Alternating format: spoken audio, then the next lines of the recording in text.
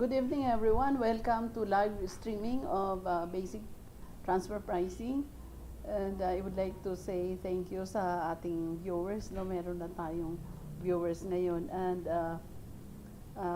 please feedback to me kung merong kayong naririnig na audio because this is the first time that I go live na wala po akong assistant, no? Sinet up lang to ni Harry. Tapos, sinabi niya sa akin na i-go live mo na lang ito na i-on mo. So, welcome to our live streaming. So, sana meron tayong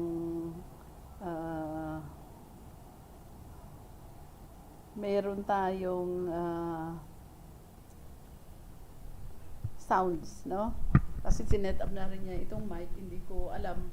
I don't know how to have a feedback na meron tayong tinatawag na sounds, no? So please tell me kung meron tayong sounds, no?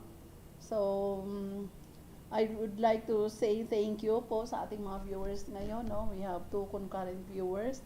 And yun na nga ang sabi ko, since this is the first time that I go live alone, please give me feedback. Ano? Okay, so our discussion tonight is about intra-group services, which is very much important in transfer pricing. But before that, thank you, Coffee Bro, for for the feedback. Natutuwa ako kasi ako lang mag-isa. Nakakapag-live na ako. And thank you also to Harry kasi sinet up niya, no? Thank you. Thank you po. And then, before I will discuss on the intra-group services, I would like to have some reminders, no, na meron na tayong bagong memorandum, revenue regulations po doon sa basic transfer pricing natin, yung sa BIR Form 1709, which we will discuss sa Monday, kasi sa Monday at least nandiyan na si Harry, so I can discuss to you in full yung 1709 na meron na po silang threshold at hindi na lahat ng may related party transactions ay mandatory na magkaroon ng BIR Form 1709 or yung attachment. Nagkaroon sila ng threshold na ito yung gross mo and then mandatory. At saka sa mga large taxpayers, mandatory po yung 1709. But as to others, hindi na siya mandatory. May certain threshold lang siya na binigay nila at yan na magiging mandatory na. And then, yung key management personnel na related party transactions, hindi na kailangan i-disclose, no? So, yun po yung ano natin, bago natin. So, thank you very much. And let's start with our discussions on basic transfer pricing, no? So, okay, so hopefully nakikita nyo pa rin ako because I will start now with my presentation, no?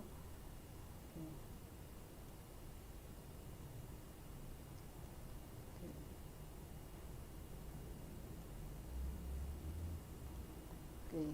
So our discussion this evening is about special considerations for intra-group services. No? So what is this intra-group services? These are services provided between the group, between the related parties. No? For those members who belong to the same group, and there are services provided by one with the other or with the group to another member. No?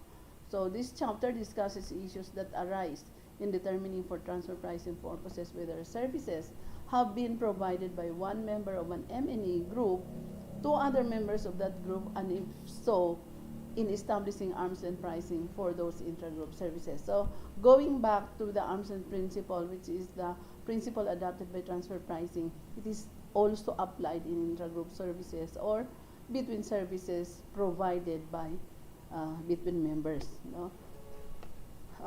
This chapter 7 na po tayo does not address except incidentally whether services have been provided in a cost contribution arrangement, no? So in cost contribution arrangement, members of the group contribute for the expenses or for the certain project. Nor in such a case, the appropriate arms and pricing cost contribution arrangement are the subject of Chapter 8. No? Kasi ibang chapter yun. Ngayon, Chapter 7 pa lang tayo. So, intra-group services. Yung for the cost contribution arrangement, that will be tackled in Chapter 8. And then yung Chapter 9 natin is business restructuring. And yun na yun. No? Tatapos na natin yung transfer pricing. But, hindi natin ito matatapos itong 2020, kaya diretso pa tayo ng 2021. Although, in next live streaming natin on Monday, December 28, magkakaroon po tayo ng discussions on the new revenue regulations mandating companies with related party transactions to attach in its annual income tax return BIR Form 1709. Who are those mandatorily required? No? So we'll discuss that on Monday. So tingnan ko lang ulit kung may feedback tayo. Okay? So nakikita nyo ako pag nag-show ako ng aking slides, no? Kikita pa rin. Okay. So, diretso lang ako. Okay.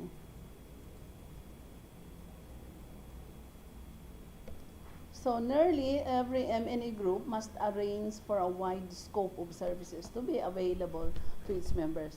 Kasi, sometimes the activities of these M&A groups are very complicated, or they are engaged in services, in business, where services coming from another group. That's why also the reason why they're establishing members, group, or subsidiaries to provide them with the services that they needed. So instead of outsourcing it to other independent companies, they establish their own subsidiaries to cater for these services. So in particular, administrative, technical, financial, and commercial services. These are the services needed by the group in order to continue its business operations. So such services may include management, coordination, and control functions for the whole group. The cost of providing such services may be borne initially by the parent by one or more specially designated group members. So a group service center or other group members, an independent enterprise in need of a service may acquire the services from a service provider who specializes in that type of service, or may perform the service for itself, so in-house. In a similar way, a member of an M&E group in need of a service may acquire it from independent enterprises or from one or more associated enterprises in the same M&E group or intra-group, or may perform the service for itself. Inter-group services often include those that are typically available externally from independent enterprises, such as legal and accounting services. So in addition to those that are ordinarily performed internally by an enterprise for itself, such as central auditing, financing, advice, or training of personnel. It is not in the interest of an M&E group to incur cost unnecessarily. Why? Because these multinationals, they mean business. No? So, as a business entity, as an economic entity, you are aiming for profit. The ultimate aim or objective is for profit. So, those unnecessary expenses are avoided. And it is the interest of an M&E group to provide intra-group services efficiently. Application of the guidance in this chapter, this is the OECD 2017 Transfer Pricing Guidelines, should ensure that services are appropriately identified and associated costs appropriately allocated within the M&E group in accordance with the arm's length principle. Intra-group arrangements for rendering services are sometimes linked to arrangement for transferring goods or intangibles or the licensing thereof. So in some cases, such as know-how contracts containing a service element, it may be very difficult to determine where the exact border lies between the transfer of intangibles or rights in intangibles and the provision of services. Ancillary services are frequently associated with the transfer of technology. It may therefore be necessary to consider the principles for aggregation and segregation of transactions in Chapter 3, where a mixed transfer of services and property is involved. So I pause a while. Titingnan ko lang po kung check ko lang kung naririnig ba ninyo tayo, no? Please feedback kung naririnig tayo, no? So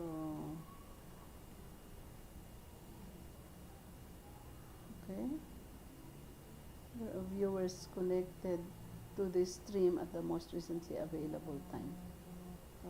So, i-check ko lang po kung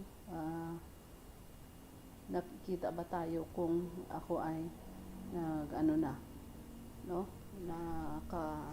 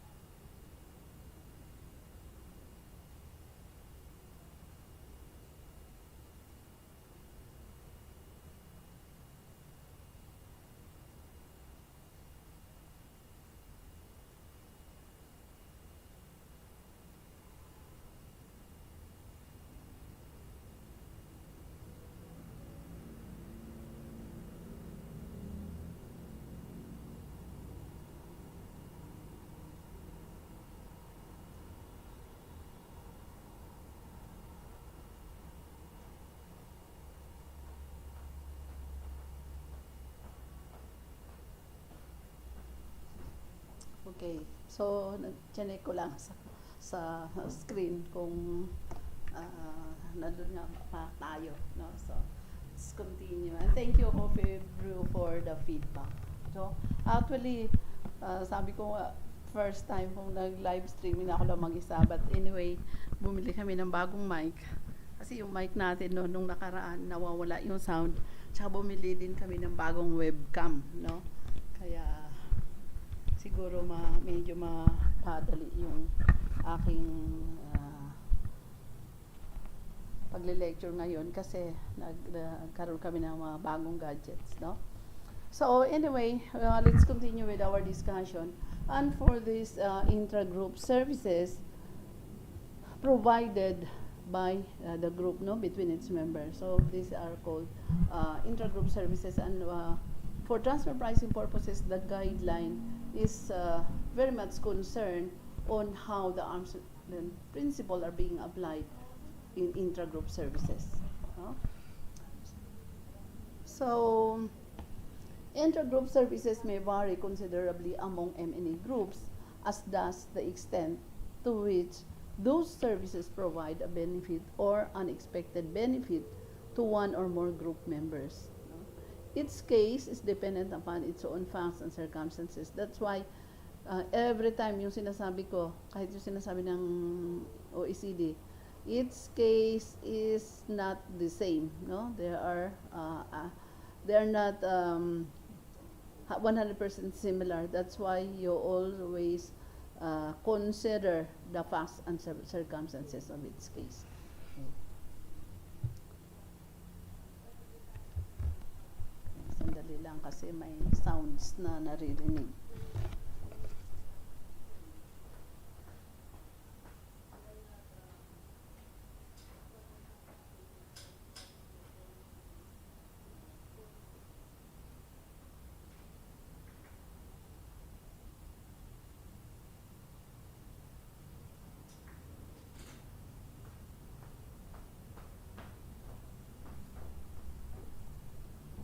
First time is always difficult, pero tuloy lang. Kasi yung next time nito, hindi na ito mahirap. No? Okay, saan na tayo? So in contrast, in a centralized or integrated group, the board of directors and senior management of the parent company may make important decisions concerning the affairs of its subsidiaries. And the parent company may support the implementation of these decisions by performing general and administrative activities for its subsidiaries, as well as operational activities such as treasury management, marketing, and supply chain management. No? These are the very favorite ng transfer pricing. If you try to look at the documentation requirements and the transfer pricing audit guidelines, which is this RAMO or Revenue Memorandum Order 1-2019, favorite nila itong mga operational activities, no? So, yung treasury management, the marketing, the supply chain management, because these are the source of transfer pricing issues. Okay, main issues. There are two issues in the analysis of transfer pricing for intra-group services. One issue is whether intra-group services have in fact been provided. Na-provide ba talaga yung intra-group services? Kasi baka sinarge lang, pero wala naman talaga. Why? Because in some cases, jurisprudence decided by the court, no? This is a true-to-life case. Yung management services, a huge amount of management services was charged by the parent company to its subsidiaries. And the tax authority where the subsidiary is registered take note or disallow the management services, and it was found out that the subsidiary is not really does not really need those management services at that very huge amount, and the parent company has no capacity to provide that kind of services to the subsidiary. Why?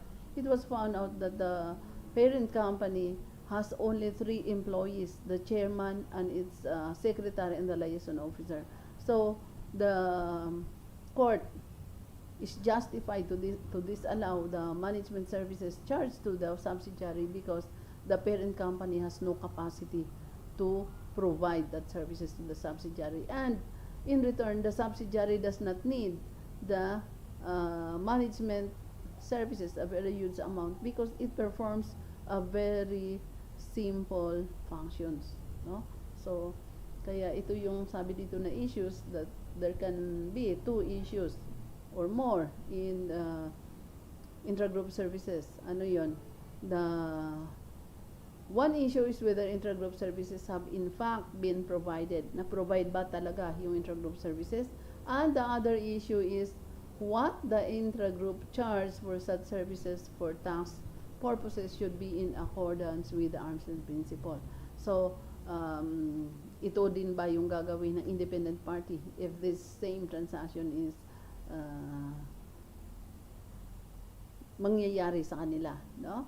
So, ang sabi nga natin sa transfer pricing, we have to compare the related party transactions and that of the independent transaction. So, if the intra-group service happens between independent parties, are the terms and conditions of this intra-group services acceptable to those independent parties?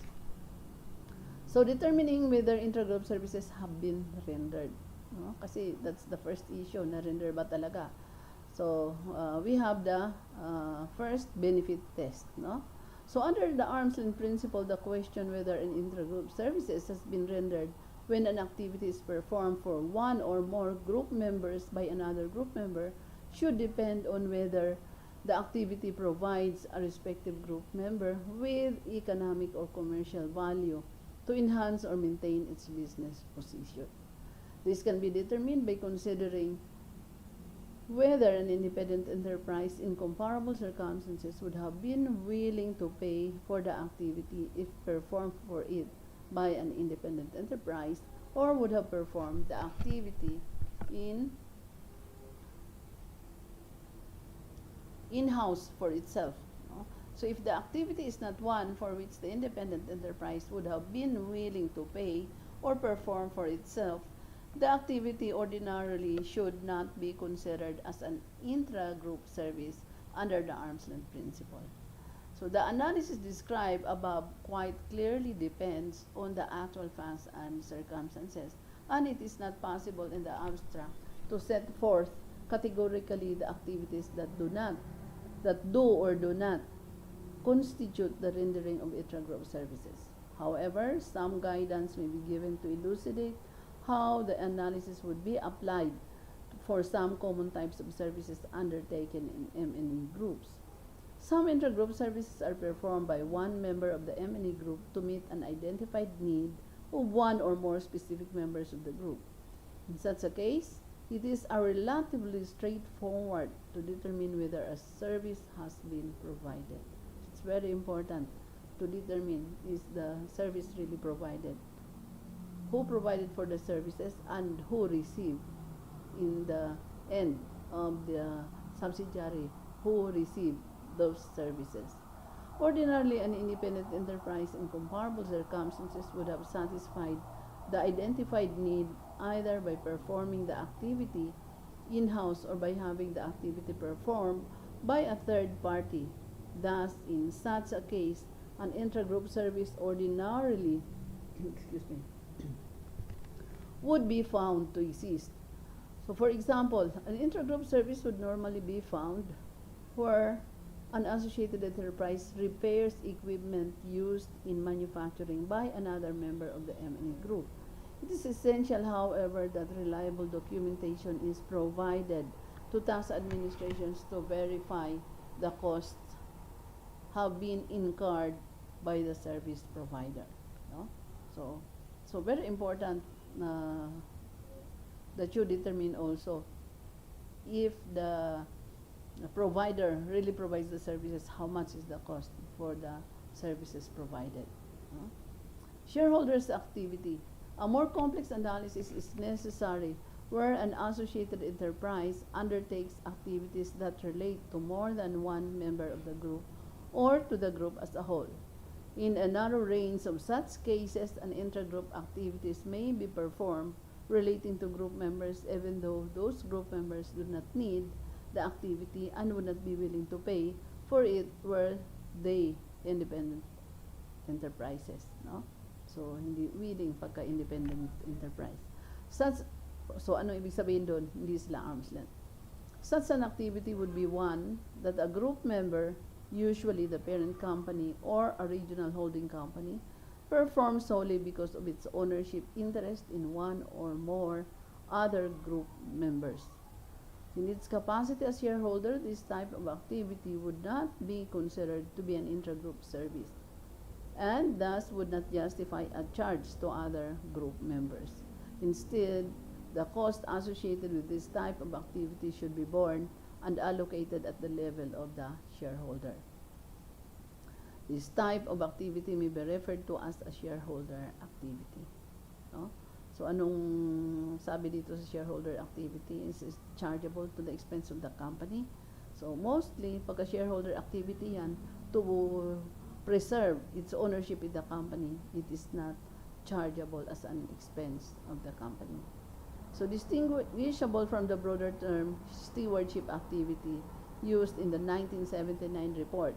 Stewardship activities covered a range of activities by a shareholder that may include the provision of services to other group members. So for example, services that would be provided by a coordinating center. These latter types of non-shareholder activities could include detailed planning services for particular operations, emergency management or technical advice, troubleshooting, or in some cases, assistance in day-to-day management. The following are examples of costs associated with shareholder activities under the standard set forth in paragraph 7.6. Letter A, costs relating to the juridical structure of the parent company itself, such as meetings of shareholders of the parent, issuing of shares in the parent company, stock exchange listing of the parent company, and costs of the supervisory board. Letter B, costs relating to reporting requirements, including financial reporting and audit of the parent company, including the consolidation of reports, costs relating to the parent company's audit of the subsidiaries' accounts carried out exclusively in the interest of the parent. No? So, tingnan nyo yan in the interest of the parent. And costs relating to the preparation of consolidated financial statements of the M&E. However, in practice, costs incurred locally by the subsidiaries may not need to be passed on to the parent or holding company, where it is disproportionately onerous to identify and isolate those costs. Cost of raising funds for the acquisition of its participations and costs relating to the parent company's investor relations, such as communication strategy with shareholders of the parent company, financial analysts, funds, and other stakeholders in the parent company.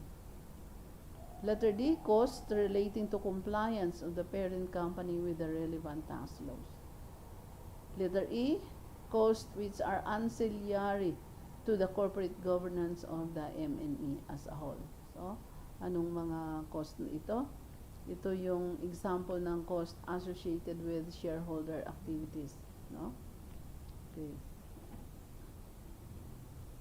So, cost relating to the juridical structure, cost relating to reporting requirements, cost of raising funds, no? Cost relating to compliance of the parent company, cost which are ancillary to the corporate governance of the M&E. So, sila yung mga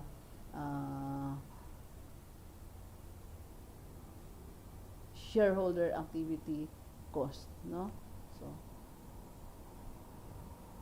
So in contrast, if for example, a parent company raises funds on behalf of another group member which uses them to acquire a new company, the parent company would generally be regarded as providing a service to the group member. No? So kasi, ano yun, nag-raise ka ng funds pero para sa ibang group member. So ano yun? Providing service to the group member. So the 1984 report also mentioned cost of managerial and control, monitoring activities related to the management and protection of the investment as such in participations. So whether these activities fall within the definition of shareholder activities as defined in these guidelines would be determined according to whether, under comparable facts and circumstances, the activity is one that an independent enterprise would have been willing to pay for or to perform for itself, where activities such as those described above are performed by a group company other than solely because of an ownership interest in other group members. Then that group company is not performing shareholder activities but should be regarded as providing a service to the parent or holding company to which the guidance in this chapter applies. No? So there are guide on how um, to know if the activities are shareholder activities, and in some cases also those services who are not shareholder activities. No? And they are regarded as service to the parent or holding company. Okay. So duplication. We're talking of intra-group services. So we have to consider also duplication of services. So in general, no intra-group service should be found for activities undertaken by one group member that merely duplicate a service that another group member is performing for itself.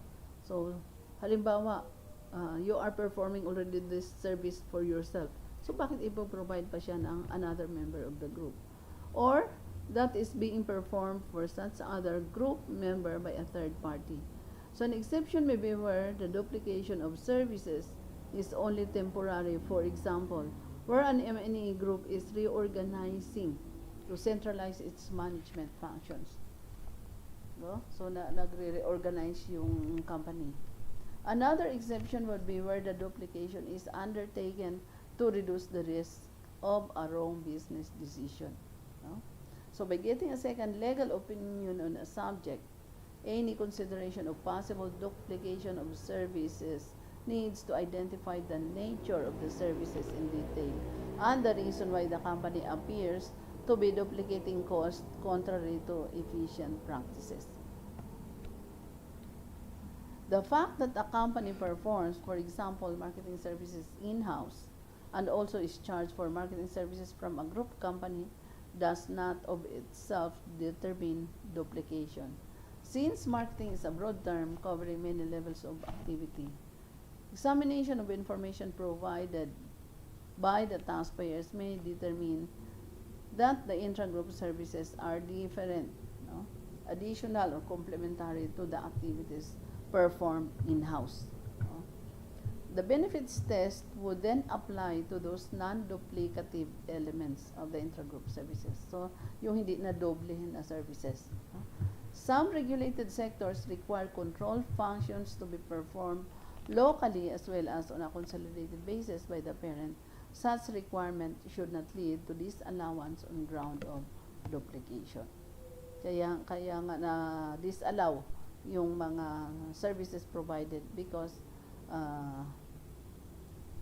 duplication na siya ng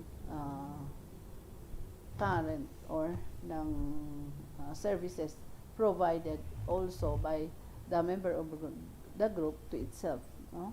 So, kung duplication na siya, it is allowed. No? So, on the ground of duplication. Okay. Okay. So, we have 3 concurrent viewers. No? Saying thank you. Basahin ko lang ha. Mary Jane Onal, good evening, madam. No? So, thank you for watching, Mary Jane.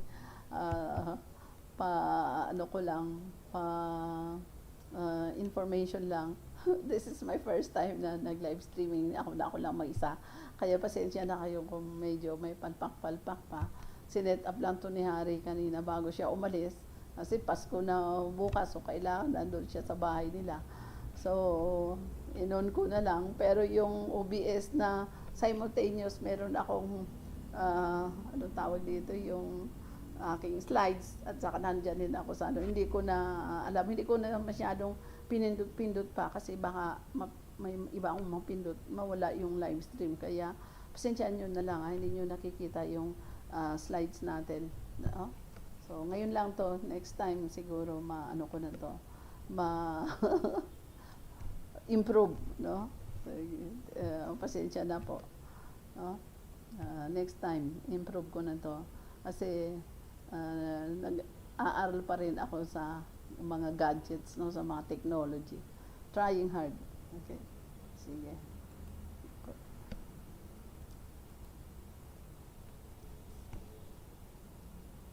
So, what are the incidental benefits? Kanina, we're talking of the benefits of the services provided by Intra-Group. Ngayon, ano naman itong mga incidental benefits that are na-incur, no? Na-enjoy because of the intra-group services, no? So there are some cases where an intra-group services, at saka pala for the sake of yung mga bago lang, no? Na viewers natin, ito we're discussing on intra-group services. Ano po itong mga intra-group services? These are the services provided by one member of the group to the group, or by the group to the other members of the group, no? So why are they very important? Because we have to consider if the remuneration or yung charging in the provision of that services are arm's length, or ibig sabihin lang tama ba, sobrang hindi sobrang laki, hindi din sobrang liit, tama lang ang charging of the amount of the services, no, to the other parties. Kasi kung sobra-sobra yan, then magkakaroon tayo ng adjustments during our transfer pricing analysis. Magkaroon tayo ng adjustment, babawasan, no? So the other question dito sa intra-group services, are they really provided? So nag-provide ba talaga ng intra-group services para justified yung pag bigay niya or pag-charge niya ng expenses to the subsidiary? Kasi usually, itong intra-group services, sino nagpo-provide nito? Just like halimbawa, management services, it is provided by the parent company to the subsidiary. So, in the question of transfer pricing, tama ba, arm's length ba yung pagbayad ni parent company to the subsidiary when it comes to intra-group services? Kasi kung hindi, then karoon tayo na adjustment. At saka yun pa, na-provide ba talaga yung services? Kasi pag hindi siya na-provide, then we disallow the expense. No? So,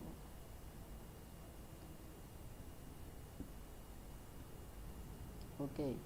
So, anong sabi dito? The incidental benefits ordinarily would not cause these other group members to be treated as receiving an intra-group service, because the activities producing the benefits would not be ones for which an independent enterprises ordinarily would be willing to pay. So kung hindi willing yung independent enterprises to pay, so ibig sabihin hindi yan arm's length.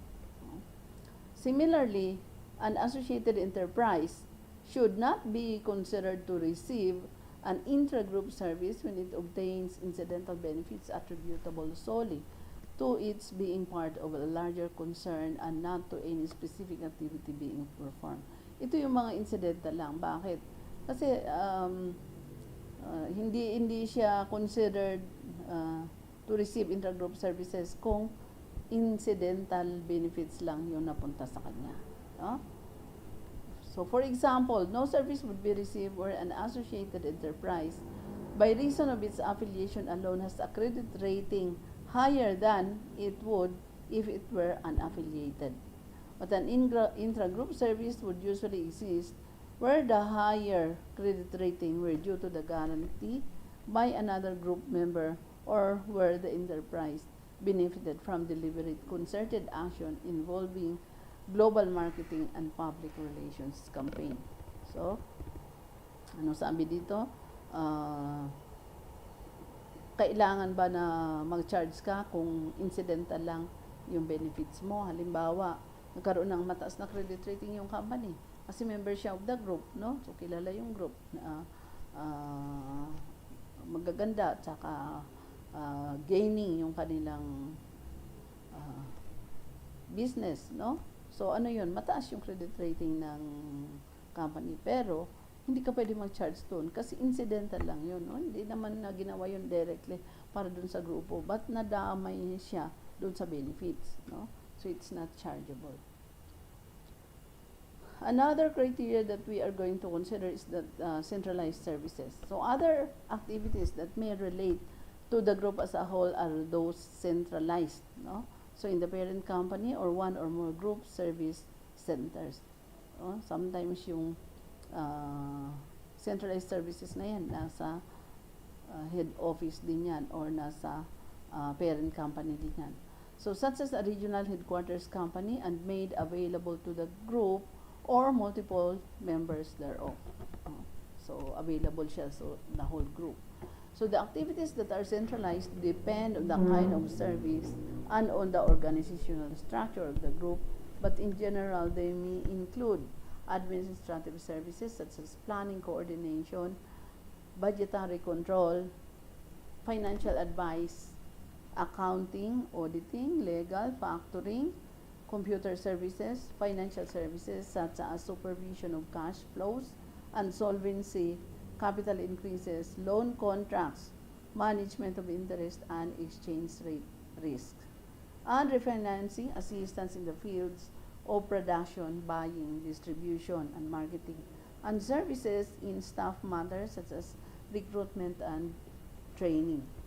So group service centers also often carry out order management, customer service, and call centers, research and development, or administer and protect intangible property for all or part of the M&E group. So these types of activities ordinarily will be considered intra-group services because they are the type of activities that independent enterprises would have been willing to pay for or to perform for themselves. No? So, ito yung mga intra-group services. No? So, form of the remuneration, ito yun naman yung bayad for the intra-group services. So in considering whether a charge for the provision of services would be made between independent enterprises, it would also be relevant to consider the form that an arm's length consideration would take had a transaction occurred between independent enterprises dealing at arm's length. No? So, for example, in respect of financial services such as loans, foreign exchange, and hedging, all of the remuneration may be built into the spread, and it would not be appropriate to expect a further service fee to be charged if such were the case. No? So may further service fee pa. Okay. Similarly, in some buying or procurement services, a commission element may be incorporated in the price of the product or services procured, and a separate service fee may not be appropriate. Kasi na-incorporate na doon yung procurement services at saka commission na dagdag na. Okay. Another issue arises with respect to services provided on call. No? So we're talking instead of intra-group services. No? So ano naman itong services na sinasabi dito sa 7.16? This is about on-call, no? On-call services. The question is whether the availability of such services is itself a separate service for which arm's length charge in addition to any charge for services actually rendered should be determined. No?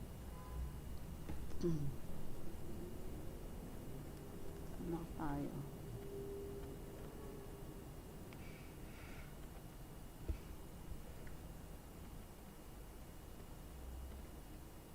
A parent company or one or more group services centers may be on hand to provide services such as financial, managerial, technical, legal, or tax advice and assistance to members of the group at any time. In that case, a service may be rendered to associate enterprises by having staff, equipment, and others available. And intra-group services would exist to the extent that it would be reasonable to expect an independent enterprise in comparable circumstances to incur standby charges to ensure the availability of the services when the need for them arises. Pagkailangan mo yung services, nandyan. It is not unknown, for example, for an independent enterprise to pay an annual retainer fee to a firm of lawyers to ensure entitlement to legal advice and representation if litigation is brought. Another example is a service contract for priority computer network repair in the event of a breakdown. So ito mga provision na to, no? Na yung iba din disallow nila. Ano yun? Yung availability of the services kaya magbabayad ka ng retainer, no? Anyway, sa practice that is acceptable. These services may be available on call, and they may vary in amount and importance from year to year. So it is unlikely that an independent enterprise would incur standby charges where the potential need for the service was remote. No? So where the advantage of having services on call was negligible, or where the on-call services could be obtained promptly and readily from other sources. No? So yun pa yung isa na i-consider. The services can be provided by independent party. No? Pwedeng sila ang magpo-provide. Okay. Okay. As where the on-call services could be obtained promptly and readily from other sources without the need for standby arrangements. So thus the benefit conferred on a group company by the on-call arrangement should be considered perhaps by looking at the extent to which the services have been used over a period of several years rather than solely for the year in which a charge is to be made, before determining that an intra-group service is being provided. Okay. The fact that a payment was made to an associated enterprise for purported services can be useful in determining whether services were in fact provided, but the mere description of a payment as, for example, management fees, shouldn't be expected to be treated as prima facie evidence that such services have been rendered. At the same time, the absence of payments or contractual agreement does not automatically lead to the conclusion that no intra-group services have been rendered. No? So, yun yung absence of payment or contractual agreements. Kasi sometimes, since related parties yan, hindi na nila kailangan ng contract. No?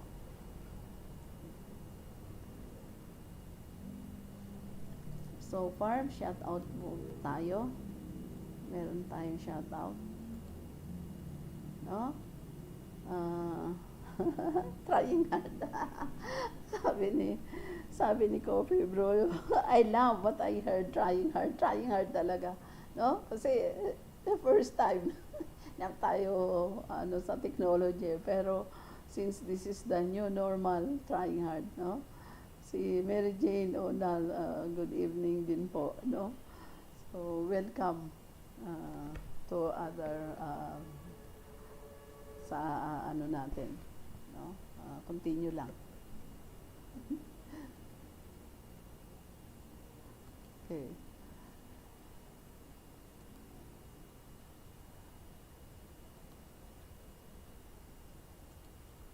Sige. So determining an arm's length charge.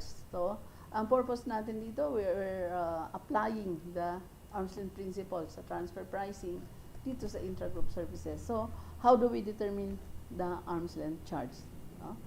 So once it is determined that an intra-group service has been rendered, then it is necessary, as for other types of intra-group transfers, to determine whether the amount of the charge, if any, is in accordance with the arm's length principle.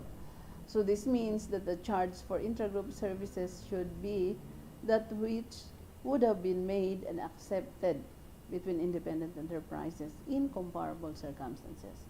So consequently, such transactions should not be treated differently for tax purposes from comparable transactions between independent enterprises, simply because the transactions are between enterprises that happen to be associated. So identifying an actual arrangements for charging for intra-group services. So to identify the amount, if any, that has actually been charged for services, a tax administration will need to identify what arrangements, if any, have actually been put in place between the associated enterprises to facilitate charges being made for the provision of services between them. No? So, anong i-identify mo? The amount, no? Yung actual na binayad or charge dun sa services. No? Okay. So, ano daw yung gagawin ng tax administration? Identify what arrangement have been actually put in place between the associated enterprises. So, ano yung mga method? Ito na yung mga method sa transfer pricing on how these intra-group services are being charged. So, dito sa B.2.2.1, so anong method ito? The direct charge method. So in certain cases, the arrangement made for charging for intra-group services can be readily identified. So these cases are where the M&E group uses a direct charge method. Sa direct charge method yung ginamit ng M&E. Ano yun? Where the associated enterprises are charged for specific services. So in general, the direct charge method is of great practical convenience to tax administrations because it allows the service performed and the basis for the payment to be clearly identified. Thus, the direct charge method facilitates the determination of whether the charge is consistent with the arm's length principle. So, clearly identified na yung services and the payment. So, direct charge method po yung gagamitin. An M&A group may be able to adopt direct charging arrangements. So, pwede na yung direct charge, yun din yung arrangement ng group. Particularly where services similar to those rendered to associated enterprises are also rendered to independent parties. No? So, halimbawa, yung same group, rendered siya ng services sa grupo, nagre-render ng services to independent parties. So, meron kang comparable. If specific services are provided not only to associated enterprises, but also to independent enterprises in a comparable manner and as a significant part of the business, it could be presumed that the M&E has the ability to demonstrate a separate basis for the charge. No? So by recording the work done, the fee basis or cost expended in fulfilling its third-party contract. As a result, M&E in such a case are encouraged to adopt the direct charge method in relation to their transactions with associated enterprises. It is accepted, however, that this approach may not always be appropriate if, for example, the services to independent parties are merely occasional or marginal. So, sometimes daw itong direct charge method are not applicable kung ang services to independent parties are merely occasional or marginal. So, hindi siya comparable, especially if always yung regular or routine yung services provided to the related parties. So, hindi comparable yung services provided to independent parties if they are only occasional, no? Paminsan-minsan lang. So, iba yung paminsan-minsan sa palagi, no? In terms of the consideration of the services, iba yun, at saka iba yung charging, no? So, indirect charge method, this is another method to determine the charges for intra-group services. So, a direct charge method for charging for intra-group services can be difficult to apply in practice. Consequently, some M&A groups have developed other methods for charging for services provided by parent companies or group service centers. No? So in such cases, M&A groups may find they have few alternatives but to use cost allocation and apportionment methods which often necessitate some degree of estimation or approximation as a basis for calculating an arm's length charge, following the principles in section B.2.3 below. Such methods are generally referred to as indirect charge methods and should be allowable provided sufficient regard has been given to the value of the services to recipients and the extent to which comparable services are provided between independent enterprises. Those methods of calculating charges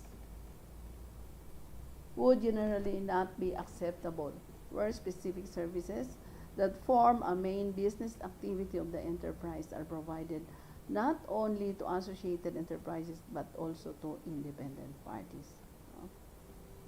So, yung services hindi lang sa related parties, pati rin sa independent parties.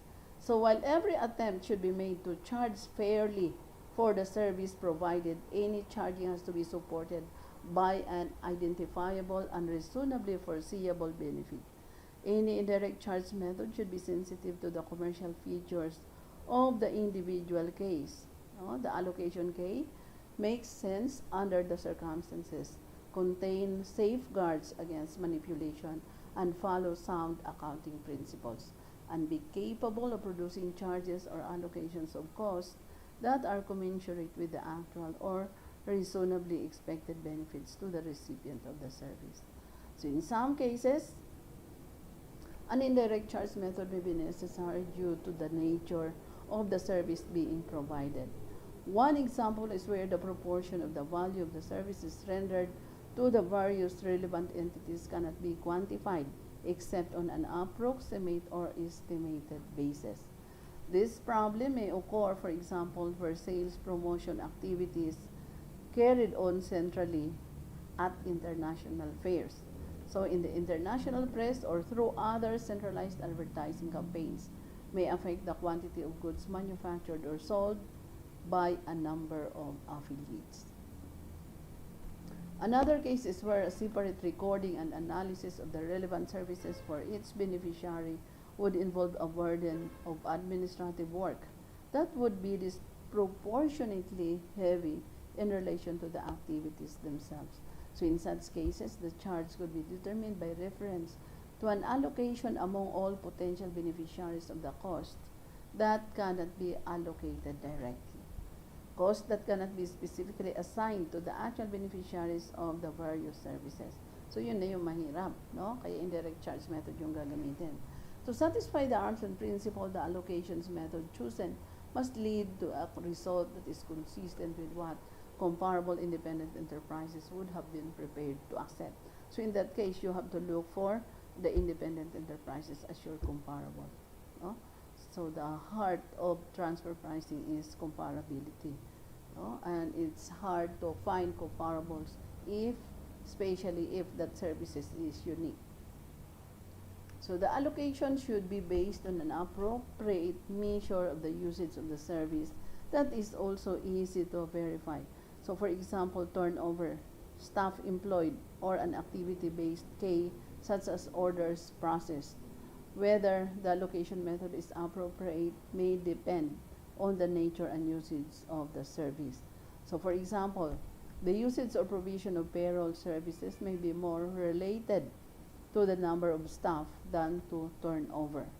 So while the allocation of the standby cost of priority computer backup could be allocated in proportion to relative expenditure on computer equipment by the group members.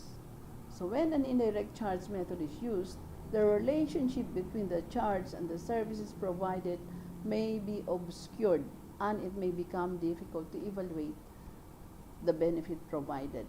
No? So, ang hirap i-evaluate yung benefits. Indeed, it may mean that the enterprise being charged for a service itself has not related the charge to the service. Consequently, there is an increased risk of double taxation. Bakit may double taxation na dito?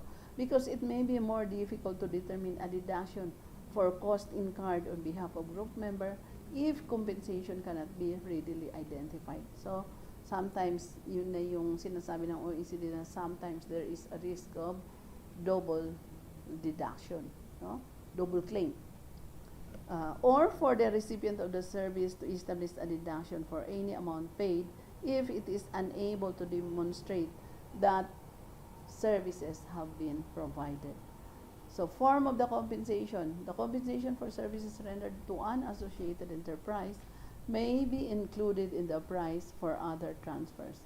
So for instance, the price for licensing a patent or know-how may include a payment for technical assistance services or centralized services performed for the licensee or for managerial advice on the marketing of the goods produced under the license. So in such cases, the tax administration and the taxpayers would have to check that there is no additional service fee charged and that there is no double deduction. So yun na yung sinasabi natin na may double deduction pagka double claim yung expenses. Why? Kasi it's hard to pinpoint or di mo alam na saan ba talaga yung services na yan, sino ba talaga ang nakikinabang, no, on that kind of services. So in identifying arrangement for charging in retainer for the provision of on-call services, as discussed in paragraph 7.16 and 7.17, it may be necessary to examine the terms for the actual use of the services, since this may include provisions that no charge is made for actual use until the level of usage exceeds a predetermined level. So calculating the arm's length compensation. So in trying to determine the arm's length price in relation to intra-group services, the matter should be considered both from the perspective of the service provider and from the perspective of the recipient of the service. So yun yung paano mo i-calculate yung arm's length compensation. No? So i-consider mo yung matter or yung services na yan in the perspective of the service provided, and also for the sino ba yung provide at sino din ba yung tumanggap ng services, no? Recipient of the service. So in this respect, relevant considerations include the value of the service to the recipient and how much a comparable independent enterprise would be prepared to pay for that service in comparable circumstances, as well as the cost to the service provider. So for example, from the perspective of an independent enterprise seeking a service, the service providers in that market may or may not be willing or able to supply the service at a price that the independent enterprise is prepared to pay. So if the service providers can supply the wanted service within a range of prices that the independent enterprise would be prepared to pay, then a deal will be struck. Ano yun? From the point of view of the service provider, a price below which it would not supply the service and the cost to it are relevant considerations to address. But they are not necessarily determinative of the outcome in every case. So ano daw yun sa perspective ng service provider? A price below, no? Na i-charge niya doon sa related parties, and it will not supply the service, no? And then the cost to it are relevant consideration to address, no? So tama ba yung price na charge niya, and how much is the cost, no, na ma-incur niya in relation to the provision of that service. So those are the things that the analyst, the transfer pricing analyst, should consider, or during the transfer pricing audit.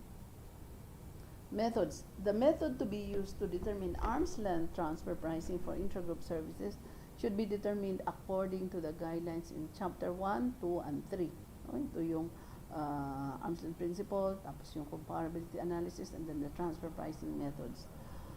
Often, the application of these guidelines will lead to the use of the CAP, no? CAP, yung comparable and controlled price natin, or a cost-based method, cost plus or cost-based transactional net margin method for pricing intra-group services. So a CAP method is likely to be the most appropriate method where there is a comparable service, yung the same talaga na service, same comparability analysis, no, same lahat sila. Pwede ang CAP, no? So there is a comparable service provided between independent enterprises in the recipient's market, or by the associated enterprise providing the services to an independent enterprise in comparable circumstances. For example, this might be the case where accounting, auditing, legal, or computer services are being provided subject to the controlled and uncontrolled transactions being comparable. A cost-based method would likely be the most appropriate method in the absence of a CAP, where the nature of the activities involved, assets used, and risks assumed are comparable to those undertaken by independent enterprises. So same pwede mong gamitin yung CAP method kasi characteristics ng services pareho lahat, no?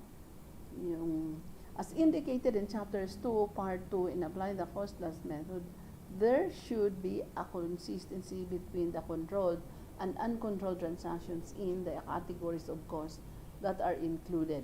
So in exceptional cases, for example, where it may be difficult to apply the CAP method or the cost-based method, it may be helpful to take account of more than one method. See paragraph 2.12 in reaching a satisfactory determination of arm's length pricing. No? So it may be necessary to perform a functional analysis of the various members of the group to establish the relationship between the relevant services and the members' activities and performance. In addition, it may be necessary to consider not only the immediate impact of a service, but also its long-term effect, bearing in mind that some costs will never actually produce the benefits that were reasonably expected when they were incurred. No? So, for example, expenditure in preparation for a marketing operation might prima facie be too heavy to be borne by a member in the light of its current resources. The determination whether the charge in such a case is arm's length should consider expected benefits from the operation and the possibility that the amount and timing of the charge in some arm's length arrangement might depend on the results of the operation. The taxpayer should be prepared to demonstrate the reasonableness of its charges to associated enterprises in such cases. No? So, dapat ipakita ng taxpayer na reasonable yung charges niya to associated enterprises. Where a cost-based method is determined to be the most appropriate method to the circumstances of the case, the analysis would require is examining whether the cost incurred by the group service provider needs some adjustment to make the comparison of the controlled and uncontrolled transactions reliable. So ito na yung in relations to the preparation of the BIR Form 1709. Ito na yung services, the intra-group services na we have to document na it is applying the arm's length principle. So paano mo i-document? So you have to show the policies, the provisions, no, yung mga approved terms and conditions when the services are being provided and the compensation that the recipient of the services paid to the service provider. No? So those are very important. Where a cost-based method is determined to be the most appropriate method to the circumstances of the case, the analysis would require examining whether the cost incurred by the group service provider need some adjustment to make the comparison of the controlled and uncontrolled transactions reliable.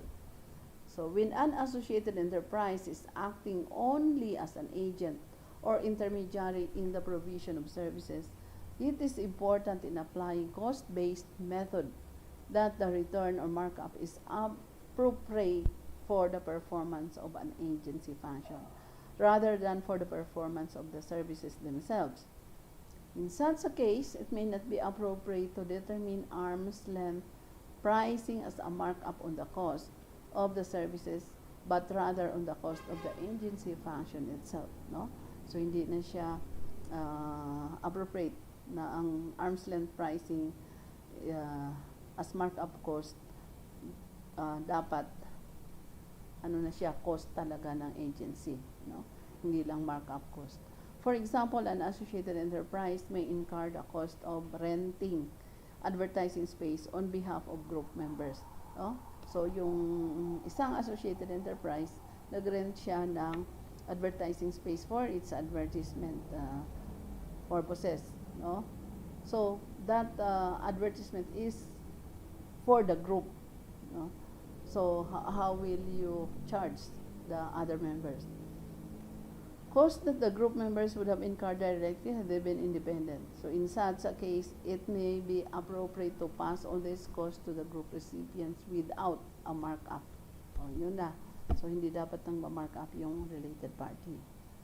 And to apply a markup only to the cost incurred by the intermediary in performing its agency function. No?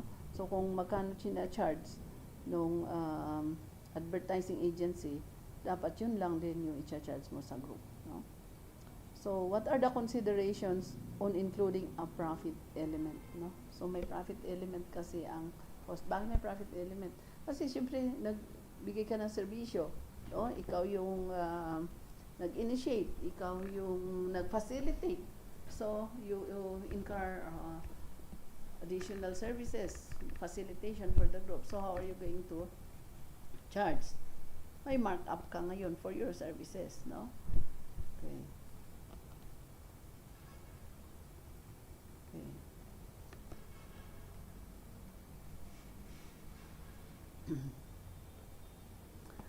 So, consideration on including a profit element. So, dapat ba na include mo yung profit element mo, no? When you charge the intra-group services to the other members of the group. So, depending on the method being used to establish the arm's length charge for intra-group services, the issue may arise whether it is necessary that the charge be such that it results in a profit for the service provider. So, nagkaroon siya ng profit. In an arm's length transactions, an independent enterprise normally would seek to charge for services in such a way as to generate profit. So, normal talaga na ang enterprise magkaroon ng profit kasi profit-oriented ang business, no? So, rather than providing the services merely at cost, the economic alternatives available to the recipient of the service also need to be taken into account in determining the arm's length charge.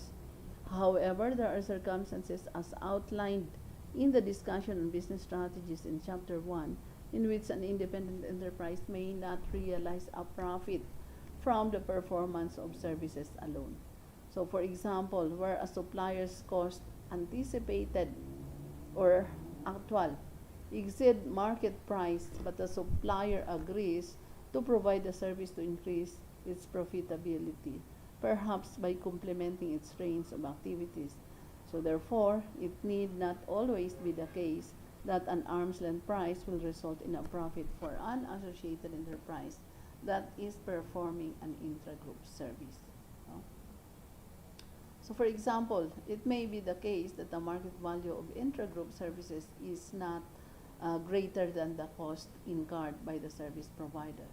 So this could occur where, for example, the service is not an ordinary or recurrent activity of the service provider, but is offered incidentally as a convenience to the M&E group.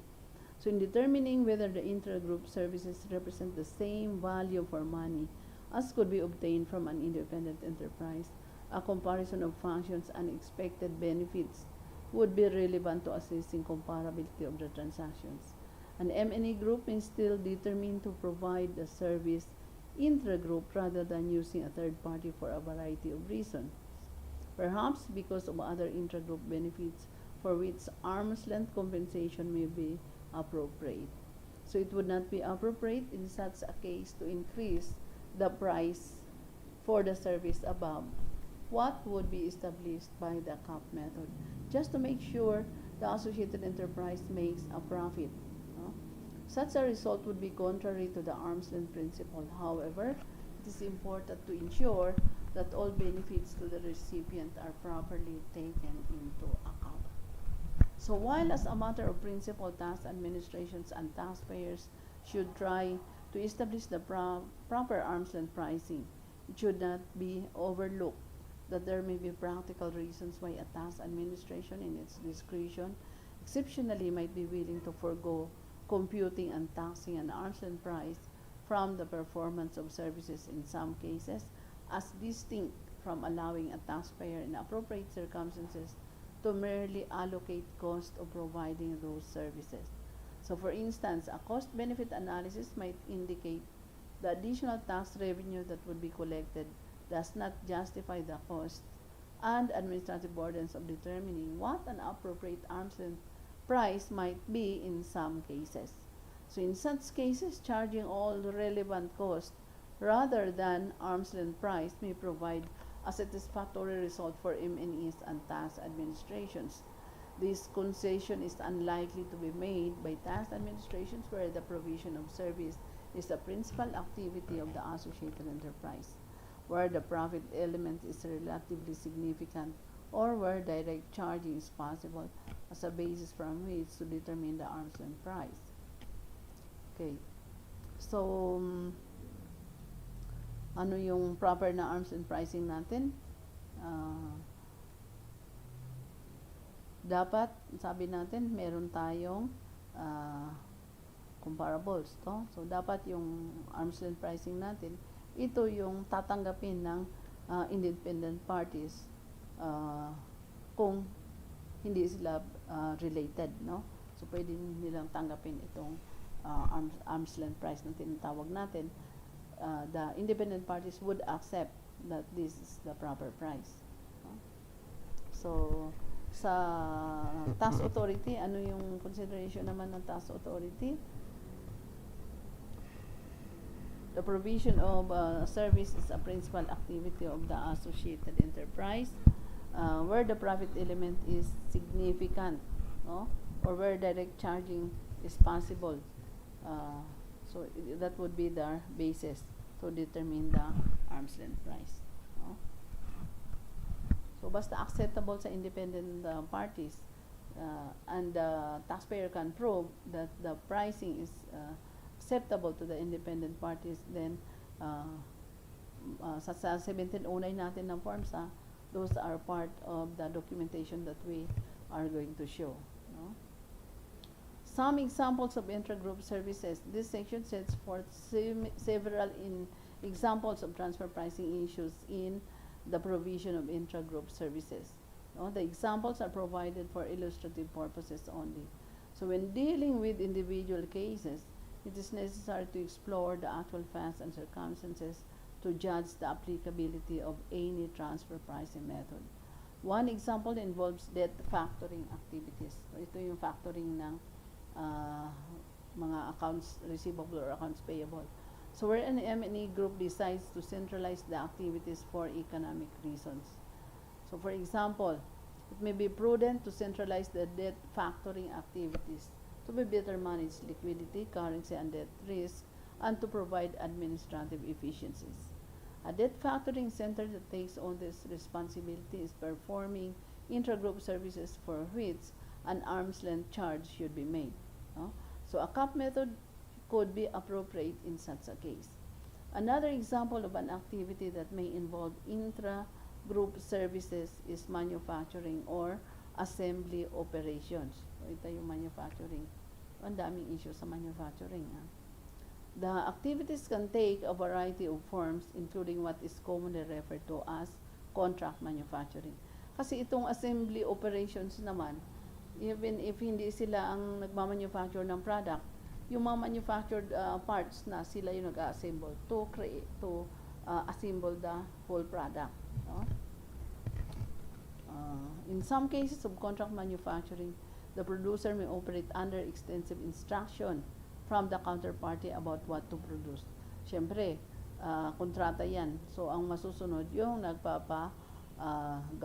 No?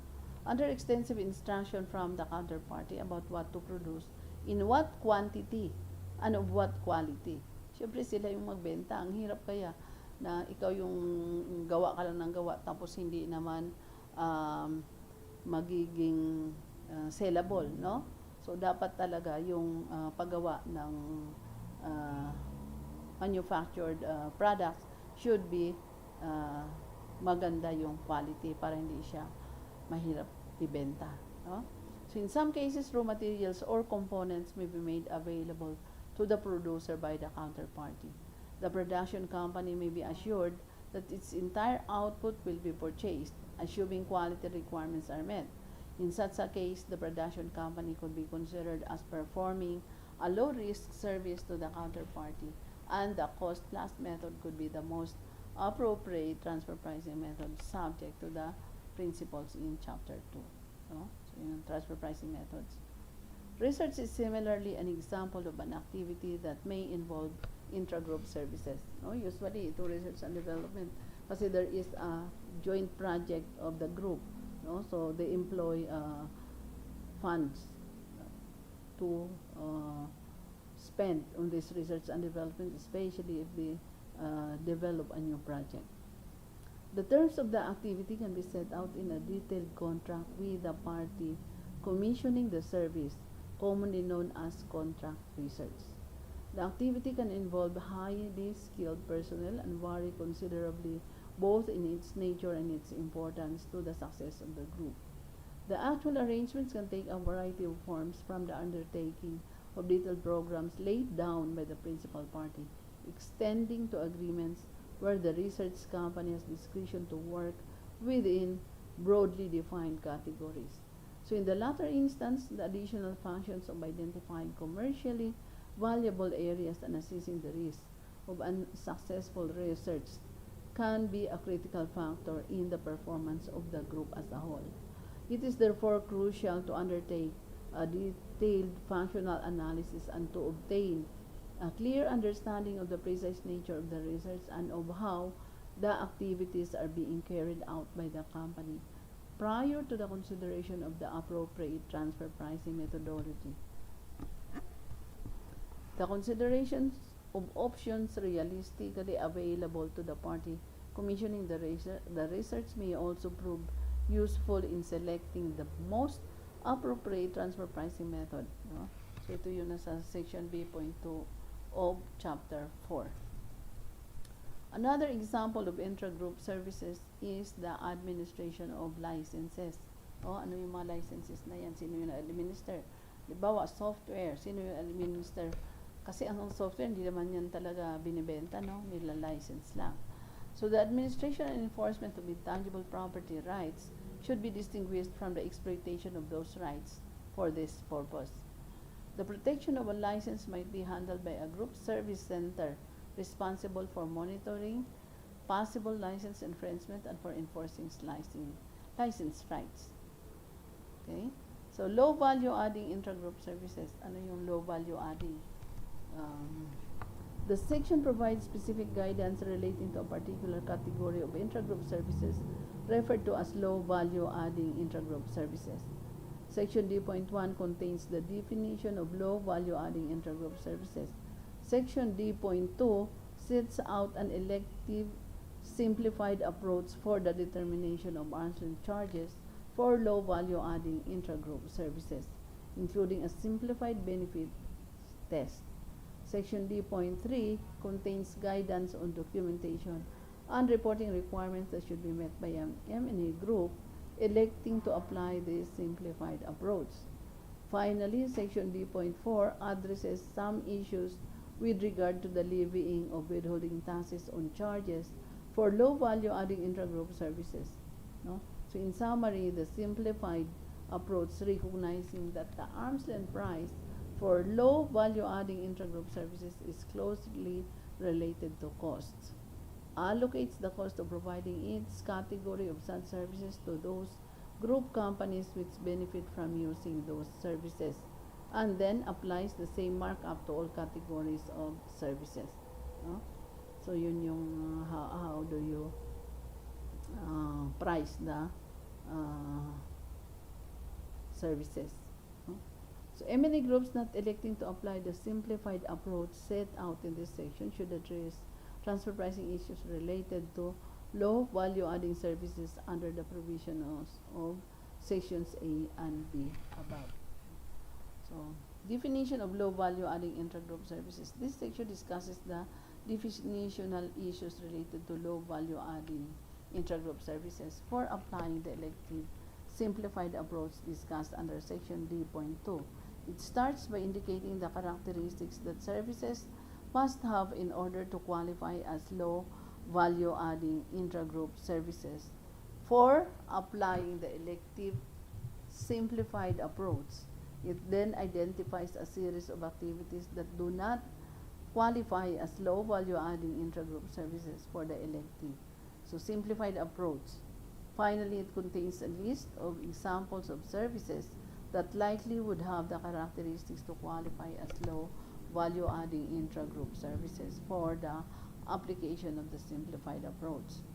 Low value adding intra-group services for the purposes of simplified approach are services performed by one member or more than one member of an M&A group on behalf of one or more other group members which are of a supportive nature.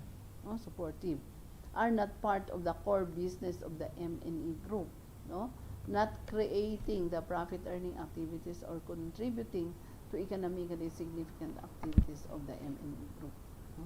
So yun yung definition ng low value adding services.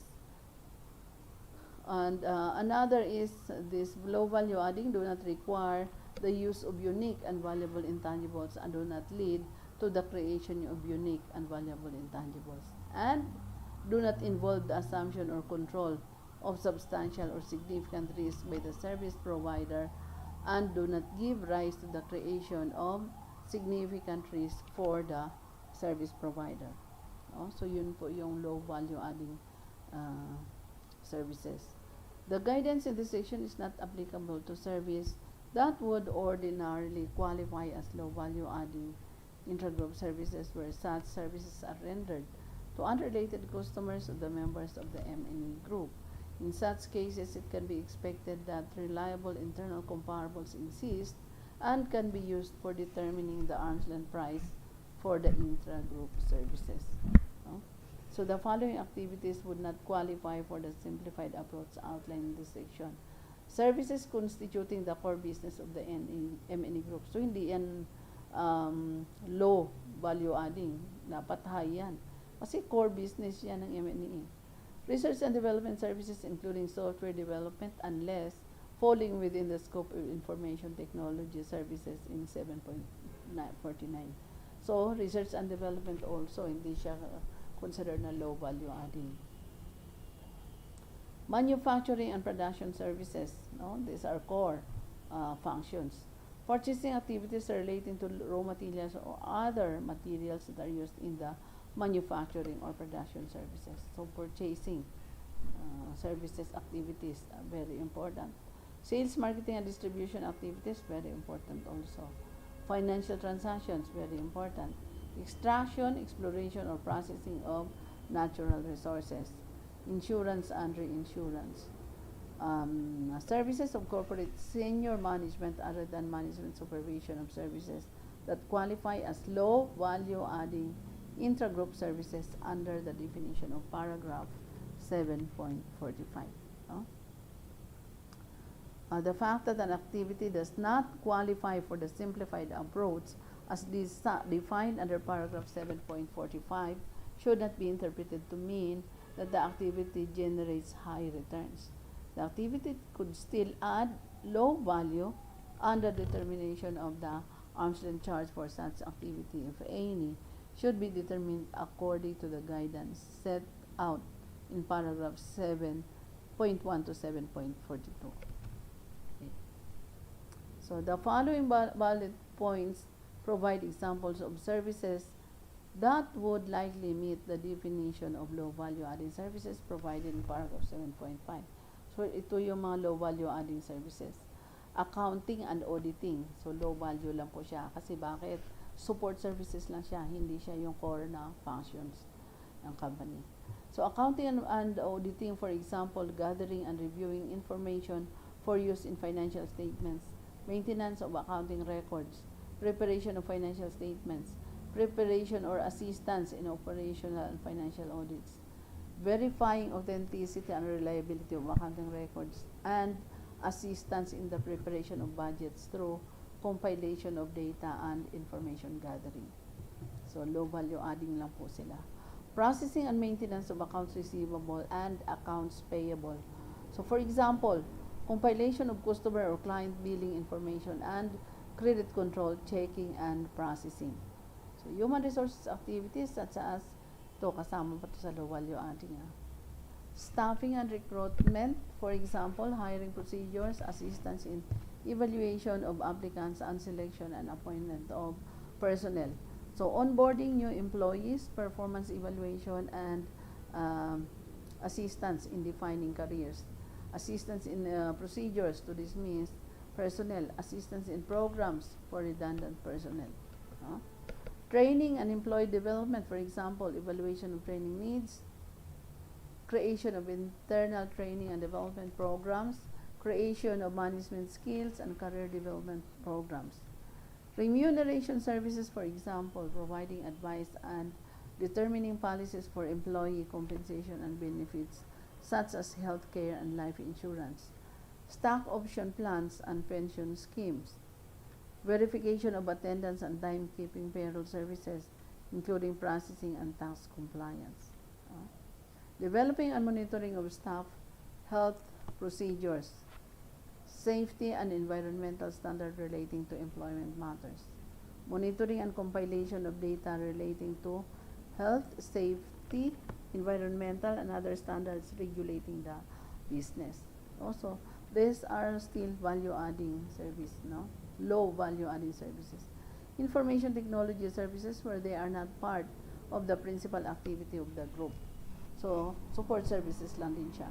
For example, installing, maintaining, and updating IT systems used in the business. Information system support, which may include the information system used in connection with accounting, production, client relations, human resources and payroll, and email systems, training on the use or application of information systems as well as on the associated equipment employed to collect, process, and present information, developing IT guidelines, providing telecommunication services, organizing an IT help desk, implementing and maintaining of IT security systems, supporting, maintaining, and supervising of IT networks, local area network, wide area network, and the internet. So, internal and external communications and public relations, ang dami ng low value adding services, no? So, internal and external communications and public relations support, but exceeding specific advertising or marketing activities, as well as development of underlying strategies. So, meron pa. Legal services, also low value adding. For example, general legal services performed by in-house legal counsel, such as drafting and reviewing contracts, agreements, and other legal documents. Legal consultation and opinions, representation of the company, judicial, litigation, arbitration panels, administrative procedures, legal research and legal, as well as administrative work for the registration and protection of intangible property. So, yung kasama yan sa legal services. Which are also classified as low value adding services. Another is activities with regard to tax obligations. So, for example, information gathering and preparation of tax returns, income tax, sales tax, VAT, property tax, customs and excise, making tax payments, responding to tax administration's audits, and giving advice on tax matters. The general services of an administrative or clerical nature. No? So this can be low value adding kind of services.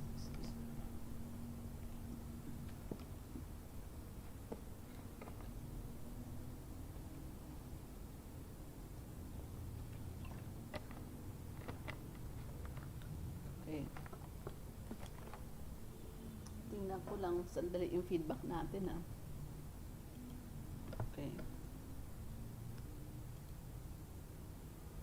Okay. Shout out to Pau Val. Hi ma'am, good evening po. No, pasensya na kayo as I told you, first time ko to na live streaming na ako lang mag-isa. So, pasensya na kayo, hindi pa masyadong hindi pa masyadong maayos, but we will improve it next time, no? Ayoko lang kasi na nagpipindot ako dito, sinet up na to ni Hari kasi baka magkamali, hindi ko na lalong alam set up, no? So, pasensya na kayo at hindi masyadong maganda yung ating presentation tonight. Okay, so but let's go back to our discussion on this intra-group services, no? So, ito na yung mga low value adding services. General services of an administrative or clerical nature, kasama pa rin siya, low value adding. Why? Why low value adding na siya? Kasi support lang siya, hindi siya yung core na business functions, no? So the following examples illustrate an important element of the definition of low value adding intra-group services, namely that they should not include services which are part of the MNE's core business. So basta hindi siya kasama sa core business, then low value adding siya, no? Services that may seem superficially similar in nature, in the example, credit risk analysis, may or may not be a low value adding intra-group services depending on the specific context and circumstances. Siyempre, kung ano yung circumstances na, na ginamit or pinrovide yung services, no? So depende yan, kagaya itong sinabi natin na credit risk analysis, no? So sometimes hindi siya low value adding. Okay. So the examples also illustrate the point that services may not qualify as low value adding intragroup services because in their specific context they create significant risk or unique and valuable intangibles, no? Okay. So examples. Letter A, company A situated in country A is a shoe manufacturer and wholesaler distributor of shoes in the Northwest region. Its wholly owned subsidiary B, situated in country B, is a wholesale distributor in the Southeast region, no? So yung si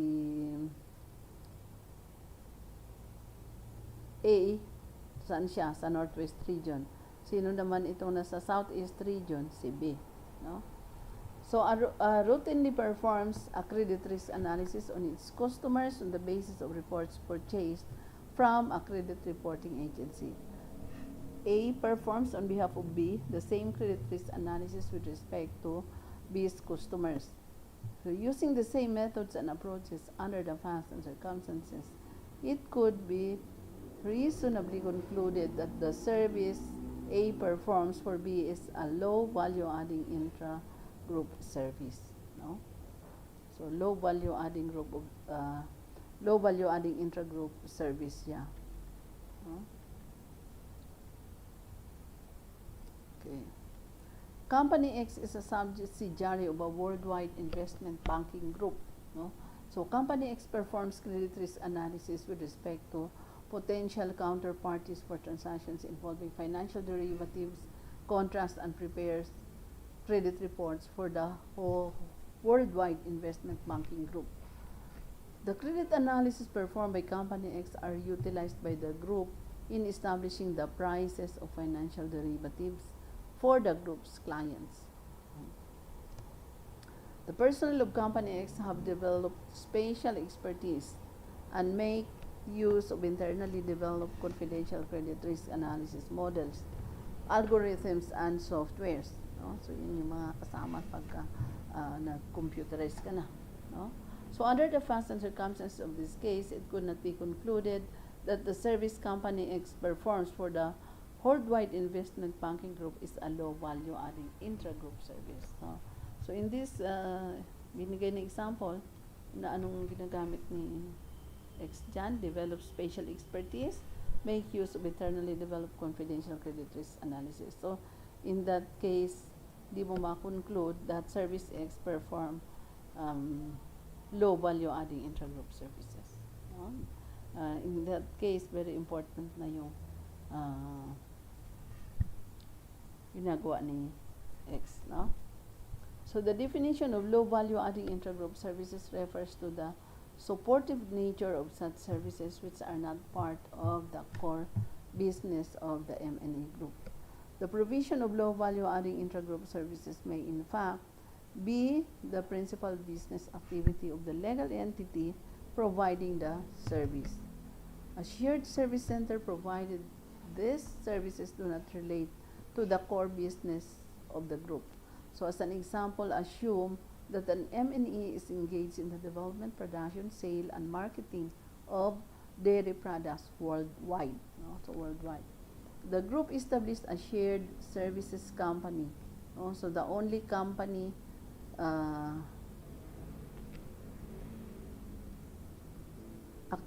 the only activity which is to act as a global IT support service center, no? So global IT support center pala. From the perspective of the IT support service provider, the rendering of the IT services is the company's principal business activity. However, from the perspective of the service recipients and from the perspective of the M&E group as a whole, the service is not a core business activity and may therefore qualify as a low value adding intra-group service, no? Okay. tingnan natin ulit ha. Yung ating viewers at saka yung ating nakaset up. So, we have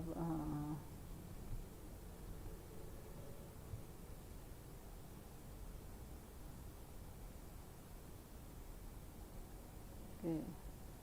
So, wala tayong bagong comment, no? Kasi magsa-shout out sana tayo. Okay.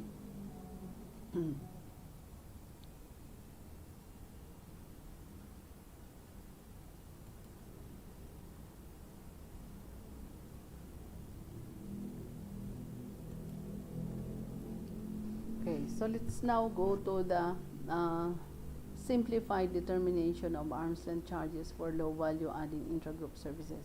So ano yun? Simplified lang na paano mo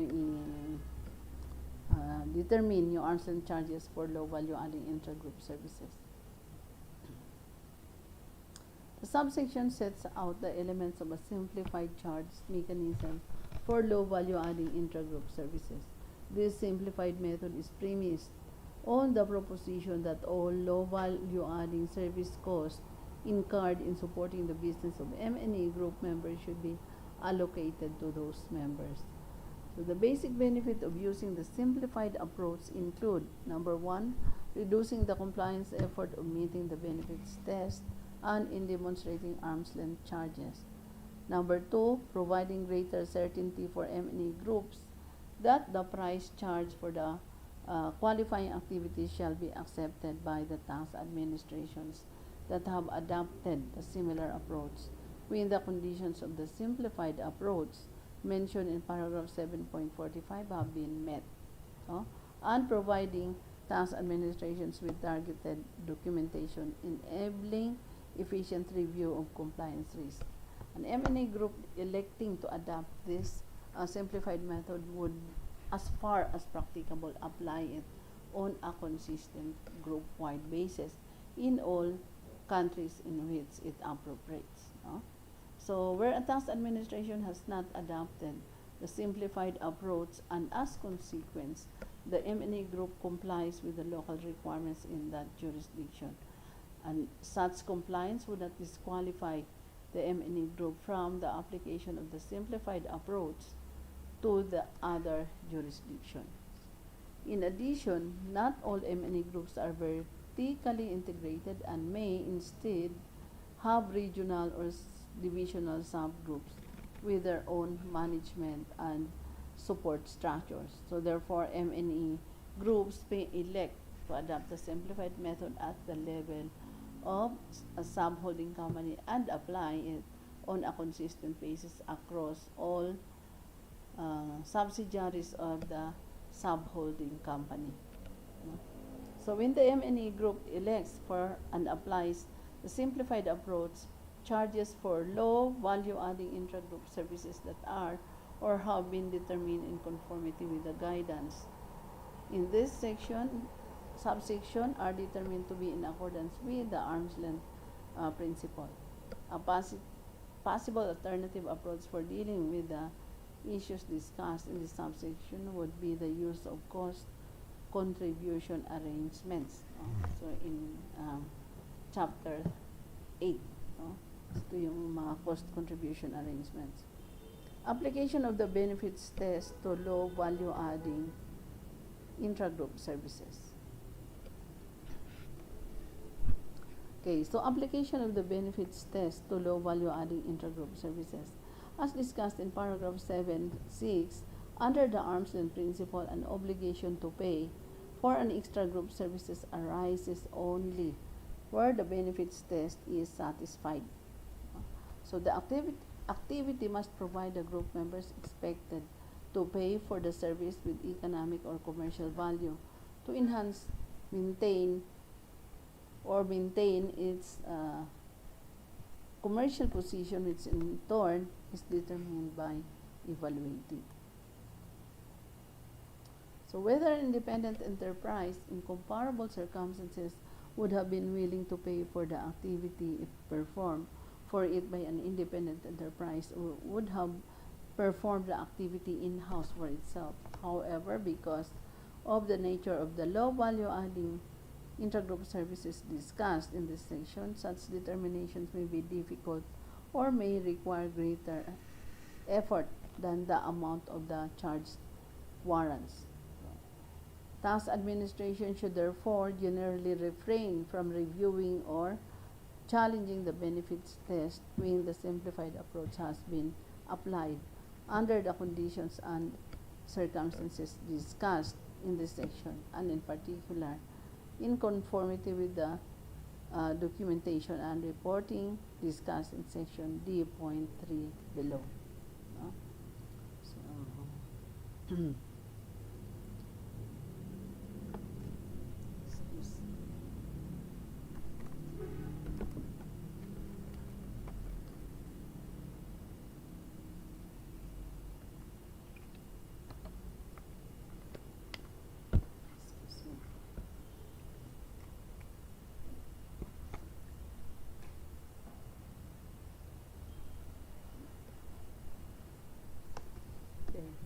kakatuwa lang yung aking first live streaming. Continue lang po tayo. While low value-adding intragroup services may provide benefits to all recipients of those services, questions may arise about the extent of the benefits and whether independent parties would have been willing to pay for the service or perform it themselves. So where the M&A group has followed the guidance of the simplified approach, the documentation and reporting discussed in section D.3 below, it should provide sufficient evidence that the benefits test is met given the nature of low value-adding intragroup services.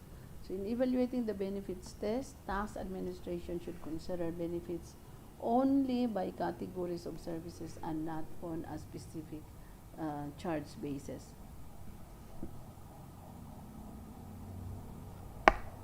Thus, the taxpayer need only demonstrate that assistance was provided. So, for example, payroll processing, rather than being required to specify individual acts undertaken that gives rise to the cost charged, provided that such information outlined in paragraph 7.64 is made available to the tax administration. A single annual invoice describing a category of services should suffice to support the charge, and correspondence or other evidence of individual acts should not be required. So with regard to low value-adding intragroup services that benefit only one recipient entity in the M&E group, it is expected that the benefits to the service recipient will be capable of separate demonstration. So, pwede siyang i-separate. Determination of cost pools. So, the initial step in carrying the simplified approach to low value-adding intragroup services is for the M&E group to calculate on an annual basis a pool of all costs incurred by all members of the group in performing its category of low value-adding intragroup services.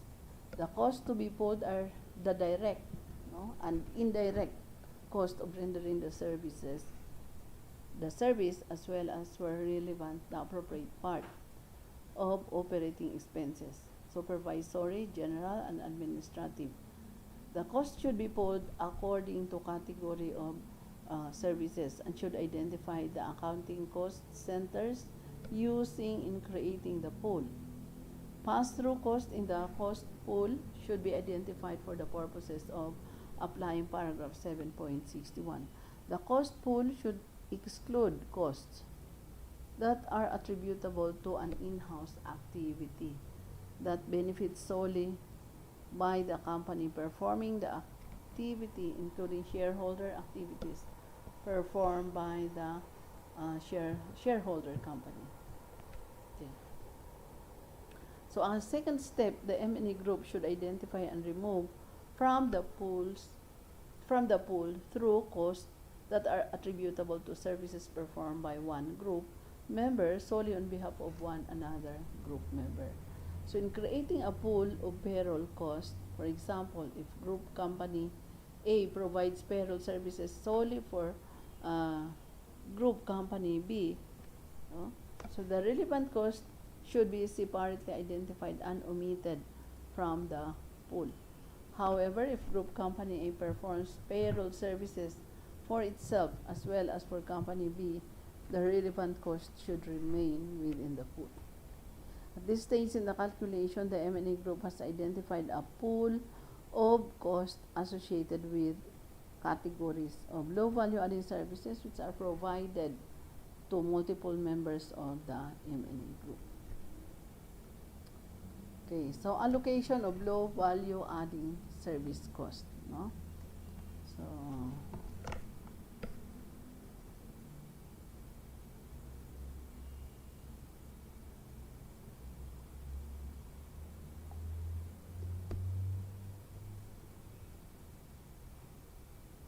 dito pala. Oh, sandali lang, i-check ko lang po tong aking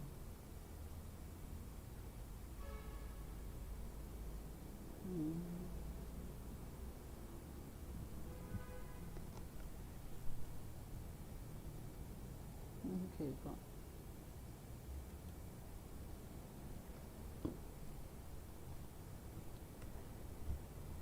So the examples of allocation K provided in the previous paragraph are not intended to be an exhaustive list.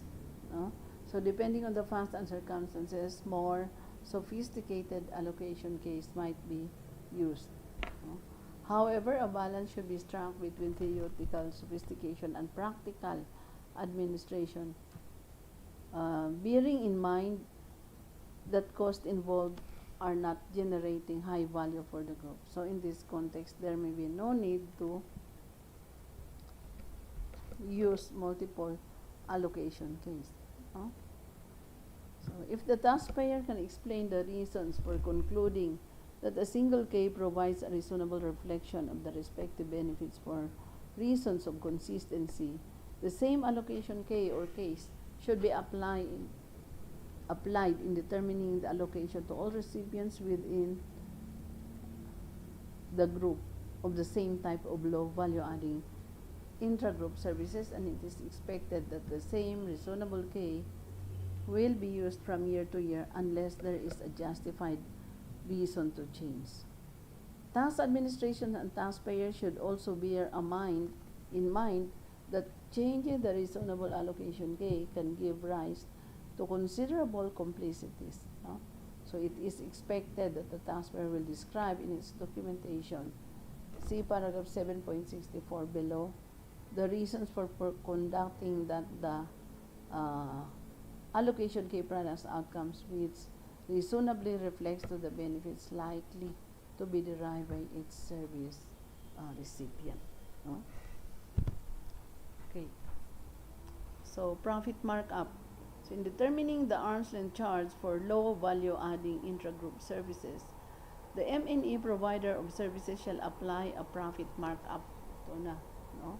Kasi cost lang yung libro. So dapat meron kang profit markup to all costs in the pool with the exceptions of any pass-through cost as determined under paragraph 2.99 and 7.34. So the same markup shall be utilized for all low value adding services, irrespective of the categories of services. The mark shall be equal to 5% of the relevant cost as determined in section D.2.2. The markup under the simplified approach does not need to be justified by a benchmarking study. The same markup may be applied to low value adding intra-group services performed by one group member solely on behalf of one other group member, the cost of which are separately identified under the guidance in paragraph 7.57. It should be noted that the low value adding intra-group services markup should not, without further justification and analysis, be used as benchmark for the determination of the arm's length price for services not within the definition of low value adding intra-group services. nor for similar services not within the elective simplified scheme. No? Okay.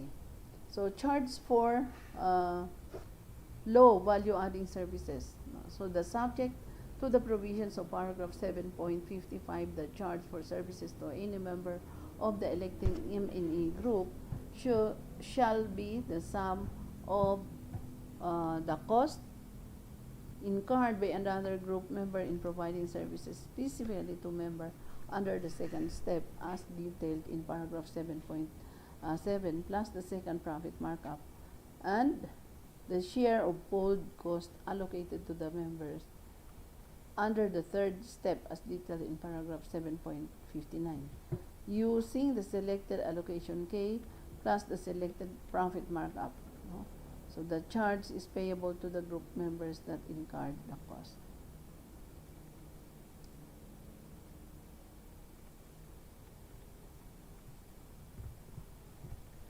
Okay. That incur the cost in the pool and where there is more than one group member incurring the cost in preparation to its members' share of the pooled cost. No? Okay, so threshold for application of the simplified approach and the documentation and reporting. No? Okay, so kunti na lang, tapusin natin to kasi hindi na natin ito babalikan. No? Sige. Threshold for the application of the simplified approach. No? Tax administration adopting the simplified approach to low value adding intra-group services set out in this section may include an appropriate threshold to enable them to review the simplified approach in cases where this threshold is exceeded. Such a threshold might, for example, be based on fixed financial ratios of the recipient party, promotion of intra-group services, cost to local cost, or turnover, or pre-intra-group services, meaning before, pre-intra-group services charge profit, or be determined by reference to a group-wide ratio of total service cost to turnover of the M&A group or some other appropriate measure. Where such a threshold is adopted, the tax administration would not be obliged to accept the simplified approach if the level of low value adding intra-group services fees exceeds the threshold and may require a full functional analysis and comparability analysis, including the application of the benefits test to specific service charges. Oh? So let's go to documentation and reporting. An M&A group electing for application of this simplified methodology shall prepare the following information and documentation and make it available upon request to the tax administration of any entity within the group, either making or receiving a payment for low value adding intra-group services. A description, no? Ito na yung mga requirement. A description of the categories of low value adding intra-group services provided, the identity of the beneficiaries, the reasons justifying that each category of service constitute low value adding intra-group services within the definition set out in section D.1, the rationale for the provisions of services within the context of the business of the M&E, a description of the benefits or expected benefits of its category of services, a description of the selected allocation case, and the reasons justifying that such allocation K produce outcomes that reasonably reflect the benefits received and confirmation of the markup applied. So written contracts or agreements, so itong isa pa, for the provision of services and any modifications of those contracts and agreements reflecting the agreement of the various members of the group to be bound by the allocation rules of this section. Such written contract or agreement could take the form of a contemporaneous documentation.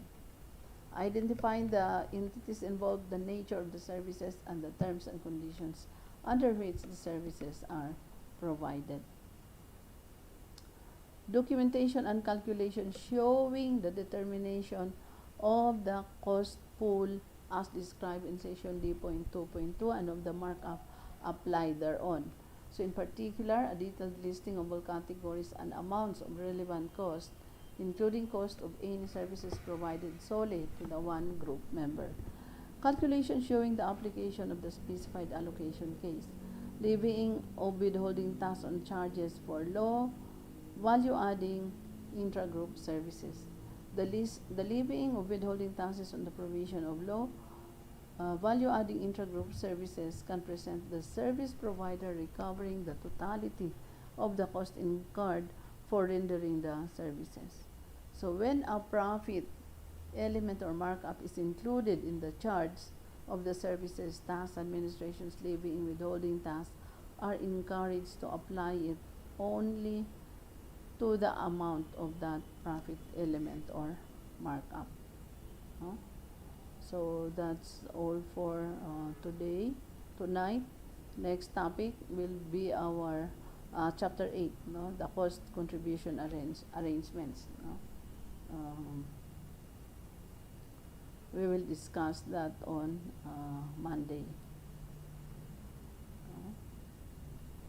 So be very interested on this intergroup services, especially yung mga classification niya, yung low value adding kind of services, no? Be sure that all these services are properly accounted for, and the remuneration or the compensation is or should be arm's length. No?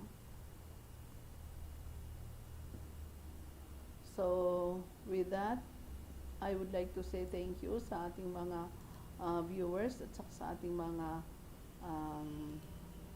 nag-participate, no? So yung ating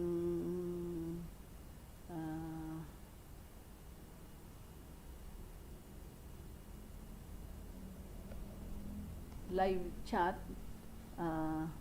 mag-i-end na po tayo, no? So next time na lang po tayo dun sa BIR Form 1709 at saka yung amendments at saka yung mga threshold, no? So thank you very much for watching.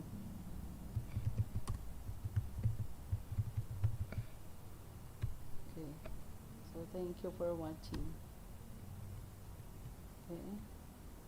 And see you ulit pagdating ng natin Monday, no? Mary Jane Onal, thank you at pasensya na hindi tayo masyadong ngayon kasi first time ko nag-live streaming ako lang mag-isa at wala akong assist. So thank you. Kasi ayokong wala akong live streaming kasi naka schedule na, no? So thank you very much and happy holidays, no? Mary Jane Onal, no? Always na nanonood sa atin.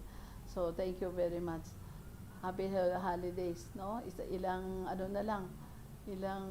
days na lang yung ating 2020, no? Mapapalitan na ng 2021. So thank you very much sa atin. We survived pa rin in spite na hirap tayo sa pandemic, no? So trying hard. Yun yung sabi ko, si Bal, no? Pau Bal, no? So trying hard lang ako, Bal, dito sa ginagawa ko, but I'm happy about it, no? Si Coffee Brew, thank you also for watching, no? And happy holidays po sa atin lahat, no? Thank you very much.